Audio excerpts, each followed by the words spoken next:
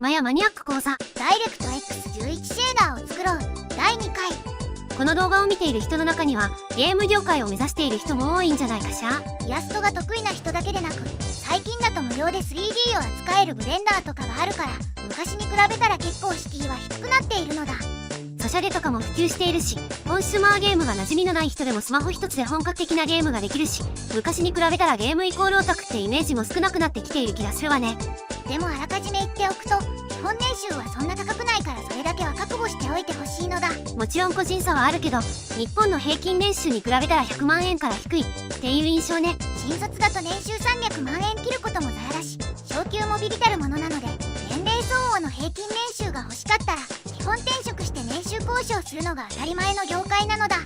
あと、常に高い品質のゲームがベンチマークになっていくので、毎日新しい技術やツールを学び続けないと生き残れないから、同じことをずっと続けていきたい人にはあまり向いていない業界ね。逆に毎日同じことを続けるのが苦手だったり、勉強をすることが好きな人にとっては転職なのでおすすめなのだ。と、こんな感じに動画の冒頭に少し業界情報とかもお話ししていこうと思うわ。ウプ主の愚痴とかもぼちぼち入るかもしれないけど許してほしいのだ。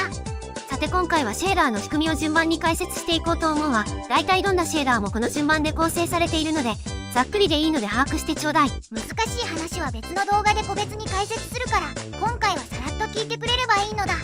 まずは変換行列宣言ね。これはモデルから取得したローカル座標系の頂点情報とかを必要に応じて扱いやすい座標系に変換する便利な行列ね。これはモデルの頂点座標とかに掛け算してあげるだけでいいんだけど、種類がかなりあるから徐々に必要なものを覚えていってほしいのだ。次に構造体ね。これには入力用と出力用の2種類が存在するわ。難しそうな単語だけど、これは単純に頂点座標とか頂点本線とか UV をひとまとめにしたセットって考えればいいわ。使い方としては、入力用でモデルから情報を持ってきて、計算結果を出力用に入れて、後の処理で使う準備をするために使うのだ。特に HLSL 言語では関数の概率に配列を指定することができないので、こういった構造体を使用する必要性があるのだ。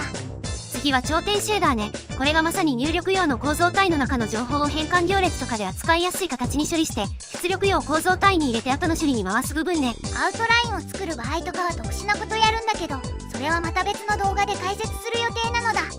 次はピクセルシェーダーね。頂点シェーダーが線画なら、ここは色塗り部分って感じね。頂点シェーダーで下処理した出力用構造体の情報をもとに塗る色を決めていく部分ね。オープン GL でいうところのフラグメントシェーダーってやつなのだ。最後にテクニックとパスね。頂点シェーダーとピクセルシェーダーを渡して実際に描画処理を命令する締めくくりの部分よ。カリングとか透明不透明とかアルファブレンドとかもここで指定する感じなのだ。シェーダーの勉強をするときは細かい部分はお作法として割り切って覚えておくことをおすすめするわ。そうしないと精神衛生的にエグいことになると思うし、ズボラで飽き性のウプ主でもなんとなくできちゃったりするから、みんなもコツさえつかめばきっとすぐできるのだ。それじゃ今回はここまでね。次回以降は今日紹介した部分を一つずつ細かく解説していこうと思うわ。まったね。